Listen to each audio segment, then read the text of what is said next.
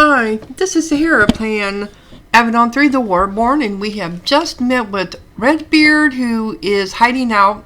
Basically, that's what he's doing. He's hiding out in this Keeper's Hall in Camp Nightshade. So, my next quest is to go meet my new, I have 2 new party members, but I want to check this place out first before I do that. So we got this book is about eyes, hands, and hearts.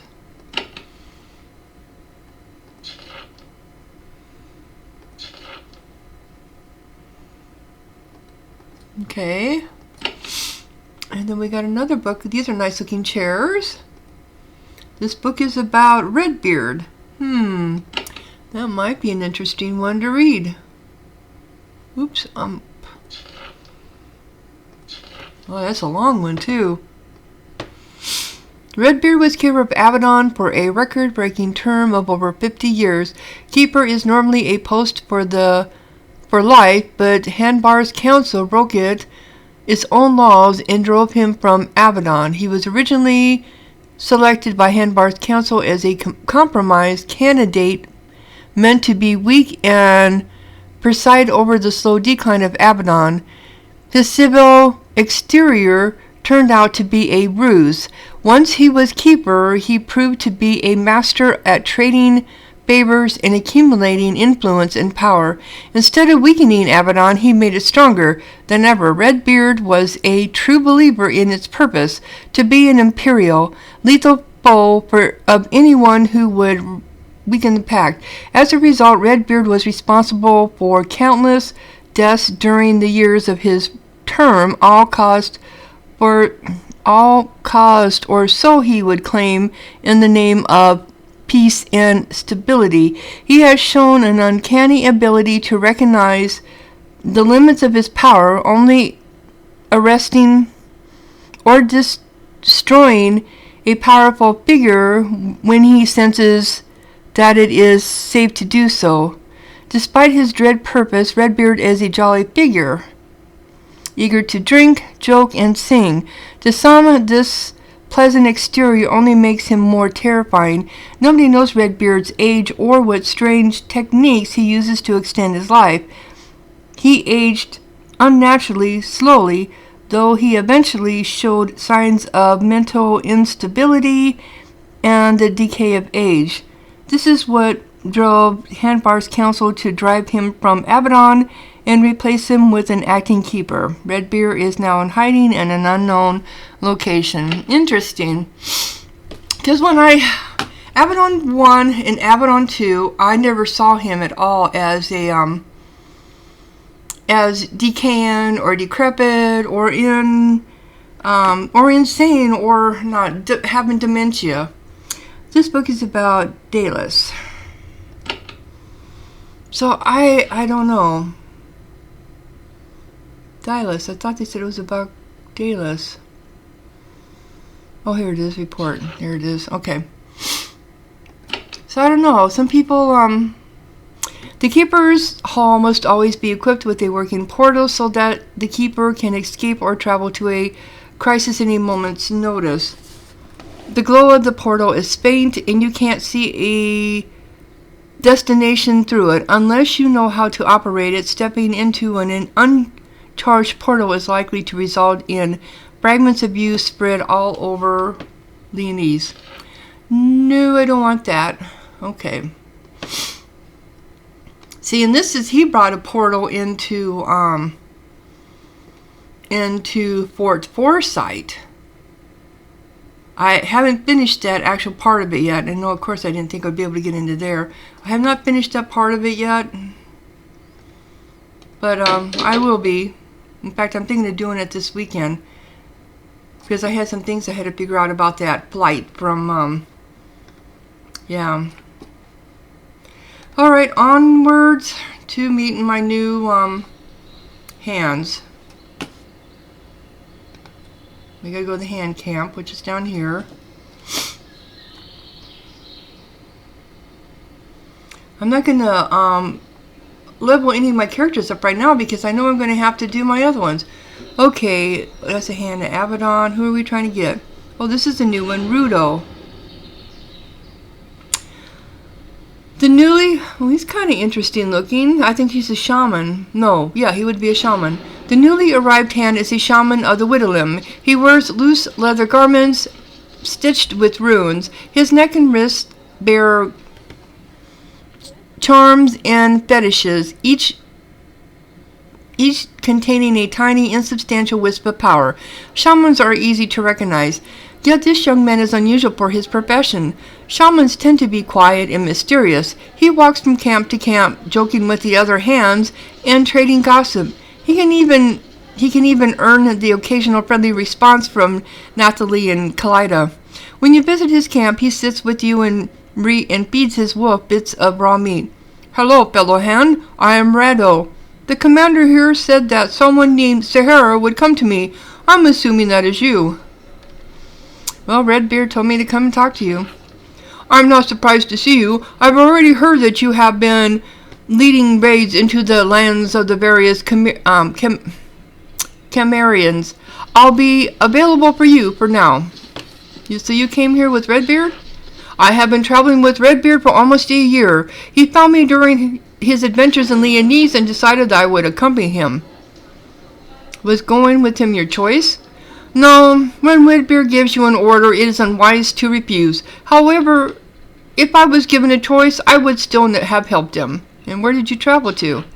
"We've been all over the known lands. It's been quite an education. I've eaten a lot of strange food.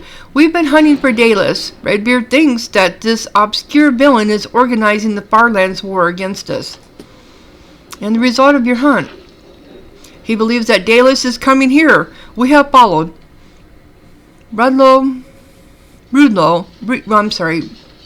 Rudal sits back and grins. "Whether he is right or not, I think all us lowly hands are about to have an eventful few weeks." "So tell me about your skills." "I am a shaman of the Whittlelim. We borrow little bits of power from nature, which is limitless. I can summon beasts, help you recover from your wounds, and rain poison and death on anyone you don't care for. I follow orders, and I'm good company. Of course, if you leave me in camp, I also enjoy sleeping." "You are cheery for a shaman." "There's no point acting all mysterious to hands. You know I'm not some mysterious, all-powerful avatar of the woods.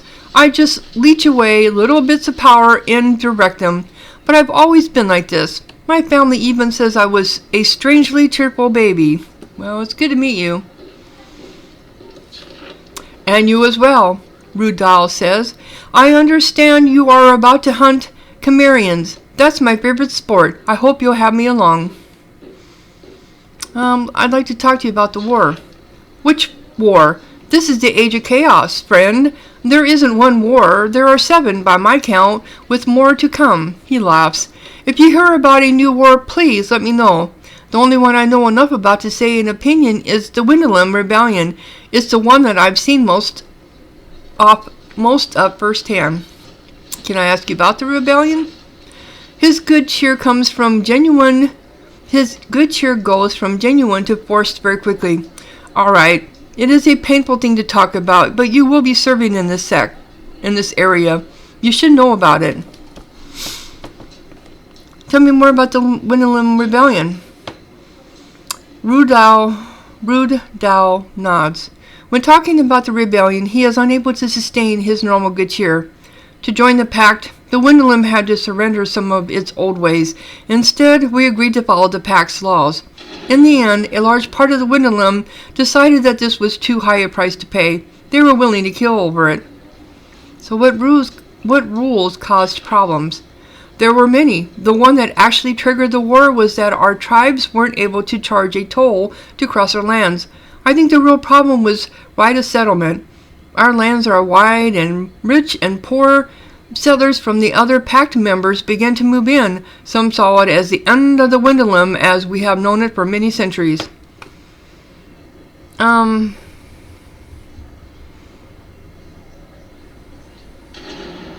Okay,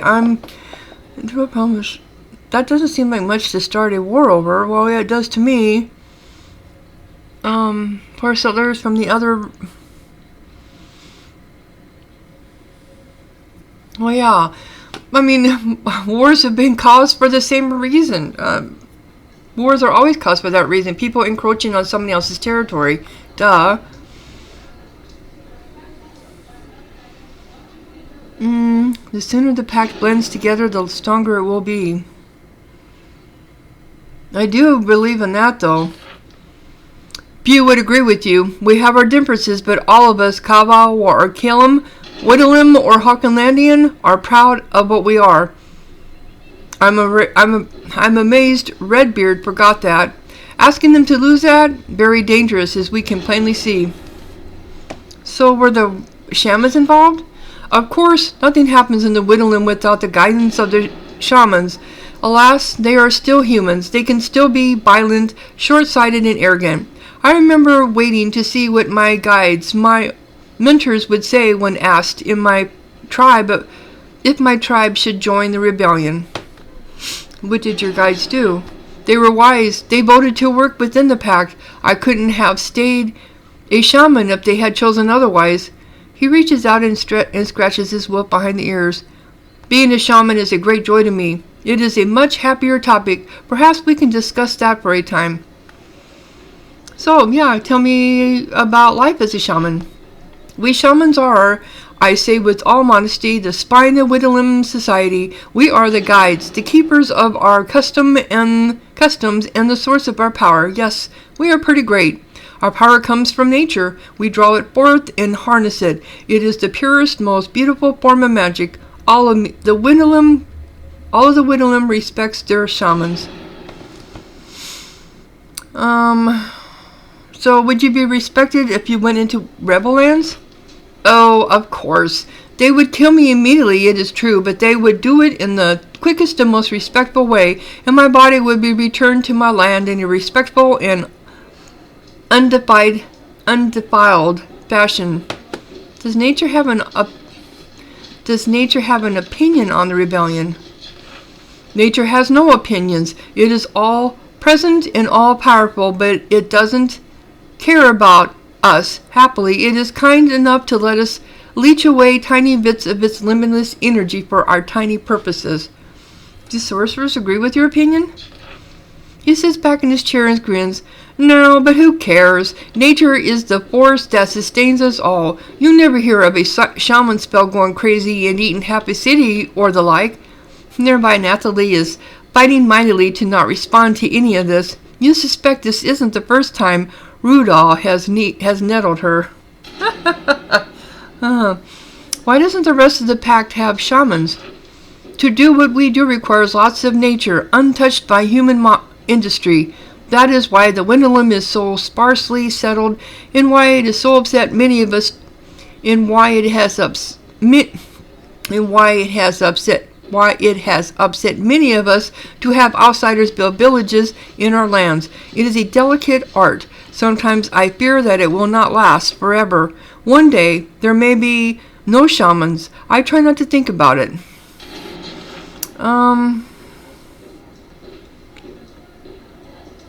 Can you tell me about life as a shaman? We shamans are, I saw with my... Oh, okay, we've already did that. We've already done that one, so... let's discuss Avadon. I suppose we can. I have not been a hand for long. Only 3 years. I volunteered to serve after Redbeard was driven out. Acting keeper protest took me in. I was very surprised to end up serving under Redbeard. What do you think of acting keeper protest the snake? He is no hero. He is competent. He tries hard with what he has. What do you think of Redbeard? He decided that I would serve him. By some readings of pact laws, he is still keeper. Also, if I ignore his wishes, he will likely have me killed when he can. My opinions are not important. Okay, so that more or less says what he thinks about him. So where's my other... I got another one. I've got a Tinker Mage. There's Torch. Oh, there's the wolf. Doesn't do anything. So where's the other one at? There's me. Alright.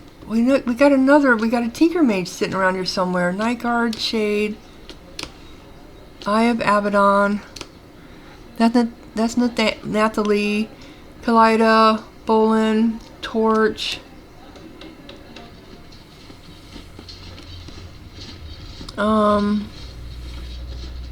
Oh, I guess I was thinking it was me. There's me up there. Shia. Oh, Selena. That's it. Or Sai. Selena is Selena. This young Dreminati woman is surrounded by tools and humming, scupping contraptions. It's not surprising that Redbeard travels with the Tinker Mage. They are a powerful addition to any fortress. Also eccentric and erratic. Well, since I'm a Tinker Mage, really? Okay. So, alright. When you approach her workbench, she sweeps a dozen little crawlers into a bag with her arm, rises and greets you. Hello, Sahara. I am Selena. Sorry, I am nervous. I haven't been a hand for long. Everyone else is more experienced than I. She takes a breath. I am babbling. Come join me. I suppose we may be traveling together. Redbeard told me that I should come and meet you. Nope, now she's added.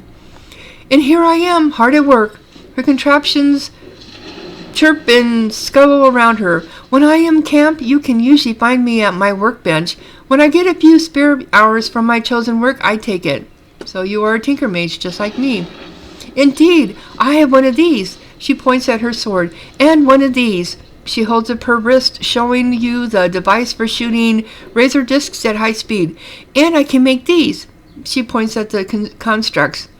The other hand spine the turrets I can build very useful, and I have... Okay, the other hand spine the turrets I can build very useful, and I have mundane weapons for when I need them. You have a lot of constructs. True, though most of them are back home in Drammen. I only brought here my most promising experiments so that I can tinker with them. Side projects and foolish little constructs had to stay at home. And what are they for? When I make a construct, I don't usually have a purpose in mind. I just assemble the machinery and goose it with one spell or another. Then I see what I get. Then I... Stop! You! Her hand snaps out and grabs a little metal contraption that was about to run off the table. Maybe I should have let it jump off. See if it learns how to do that. Are they useful? These? No, not yet. I create, see what I end up with, and play with it more. Sometimes, if I'm lucky, I stumble into a new device that is useful. The Pact Army is very interested in our work. They have specific goals in mind. Well, I'm a Tinker Mage and I haven't heard that yet. Okay, such as better mines, better turrets, flying death machines, army things, you know. Maybe I'll make what they want, but I can't be sure. I don't know where my journeys will end until I get here. Okay. Let's talk about the war. If we must, I find that focusing on the whole situation with all of the factions and wars and sub-wars just distracts me from my real business. And what is your real business? Surviving whatever lunatic mission Redbeard sends me on so that I can come back here safe and alive and make gadgets. She's pretty simplistic. You're a Dreminati. A proud Dreminati. I come from the quiet, lovely, advanced, civilized nation on the East Coast. Not that the other lands of the Pact aren't those things. We are just more so. At the least, we are more sensible. Okay. How are you more sensible? Of the 5 Pact states, 4 of them are in long, simmering wars with other Pact states. Only we refuse to fight other members of the Pact. We think the dispute over the Baraza Woods or of the like are madness. I give the credit to our government. Your government? The leaders of Drammen are chosen not by birth or battle, but by vote. Our people choose who has the honor of spending a few years leading us. The Dramenettes hate foolish and unnecessary war, so our leaders do too. What do you think of our ways? A single government is too powerful. I prefer smaller tribes of clans working together. People are unreliable. Only a strong monarch can guide us. Actually, it is an admirable way to live. I agree. Yeah, you would. That is all I need for now. Okay, she nods and returns to poking at her constructs who have already been forgotten. She's an airhead. An airhead! Alright, so I'm going to have to equip these people. Let's see here. And I think I'm going to do that off camera. There's no sense me upgrading everybody, and I have to augment weapons too now that I got everybody here. I'm going to go talk to Redbeard, see what he has to say. Maybe he'll give us a mission. Since we're no longer talking to Commander Cersei, everything is going through Redbeard. We don't have a heart to go under now. Like in Avadon 1 and Avadon 2, everything went through a heart, whether it was Miranda or Protoss. We seldom talk to Redbeard. In this, he specifically requested us. So, alright. You approach Redbeard in his throne. As you start to say something, he holds up his hand to silence you. He breaks the seal on a newly received message, reads it, and shakes his head. News from the Kawa. The Warborn attacked a village by surprise 50 miles over the border, and a force of ogres and titans managed to sneak in. Amazing. Why is it amazing? The Warborn have many dangerous qualities, but organization was never one of them. The titans and wretches barely get along with each other, and ogres get along with nobody. They could never have done this before. Dallas found a way to organize them. What was the result? The town was burned to the ground. Half of the people died. The survivors blamed Hanbar's council. In turn, the bold leaders of the pact. Standard process, and the carnage continues. This is hard after what happened last week. That is tragic. There is something else. Okay, what happened last week? The rebels of the Widowlim continued to drive north. We think they are trying to make contact with the Cimmerians. A huge battle. Many shamans were involved. The dry fields of the western Widowlim caught fire. Nothing was gained by either side. Much was lost. What do you think? Oh, we must all do get a 10. It's just the sort of thing that happens. I feel bad. Caught fire.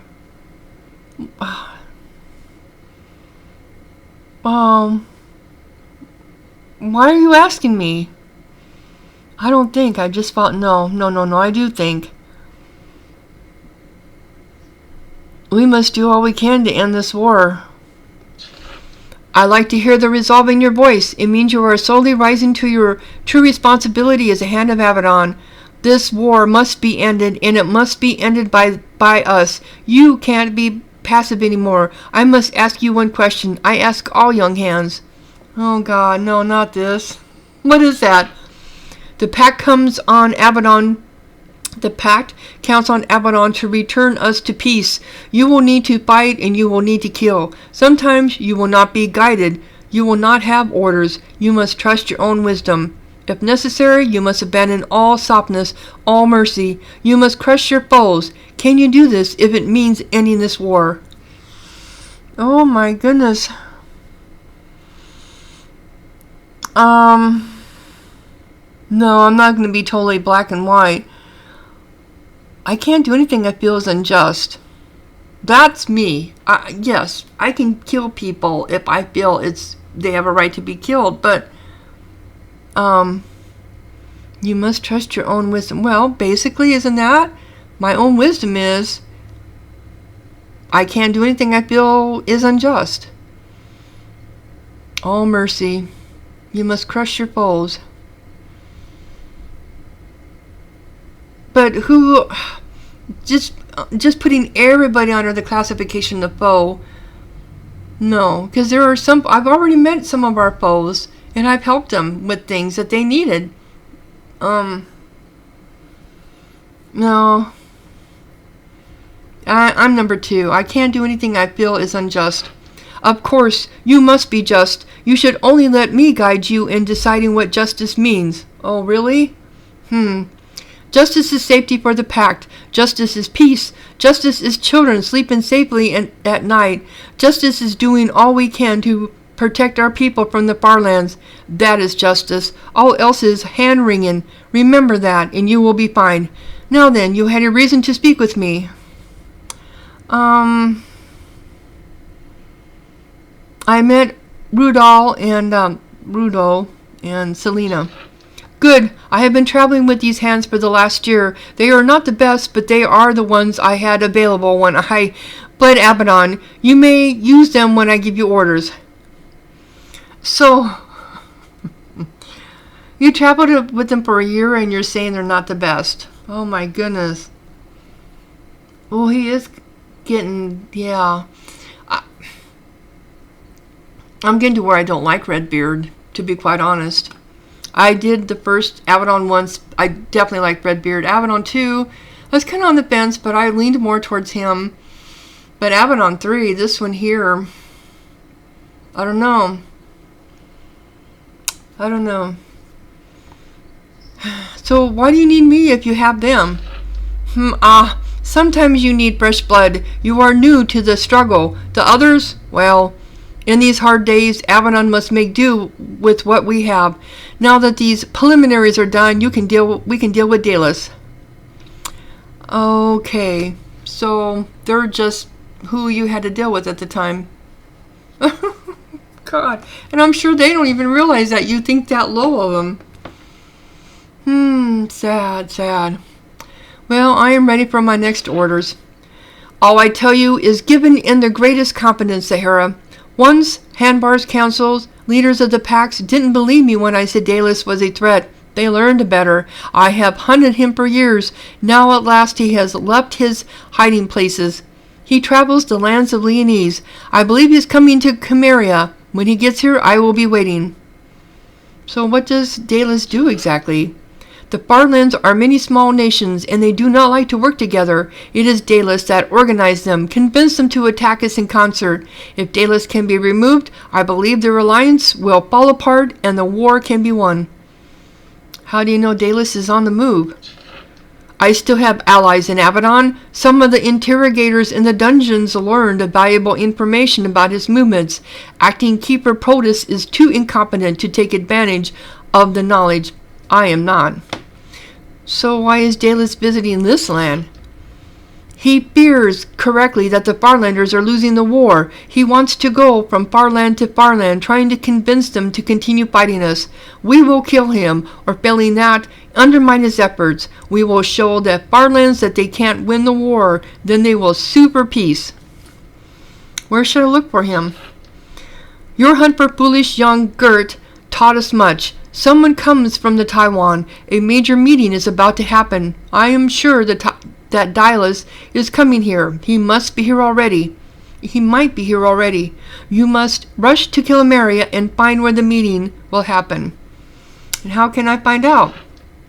Return to Banatok's stead and talk to this. He checks his notes.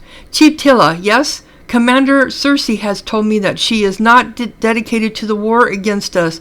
We can pressure her to tell us what she wants. It is a major meeting. If a major meeting is happening in her lands, she must know about it. Force her to tell you where. And how do I do that? Redbeard is silent for a long moment. He is starting to sound tired. Finally he says, You are a hand of Avadon, and I support your judgment. Say the word, and I will crush her. I will crush her stead, destroy her people. You can even have us kill her son, if it need be. It may come to that. When you know where the meeting is, go. Go there and disrupt it. Do not delay. If you can, deal with Dallas. If nothing else, show them that Dallas cannot help them. I am done with you. You have orders. Go. He waves you off. Okay. So, Chimerian Council. So he just told us more or less to do whatever we wanted. He will back us. His justice is our justice. His form of justice is the justice I'm supposed to support. which means killing and slaying everybody that is against the pact. So I am going to stay. All right. So we're at almost 30 minutes. I'm going to go ahead and close down this episode, and in the interim, I'm going to level up all my characters, swap out weapons, and augment. I've got to do some augmenting because I've got spears or rune stones are called, and then I've got this anvil here to do it with. So if you enjoyed this episode, click like, leave a comment, and thank you so much for watching. Sahara out.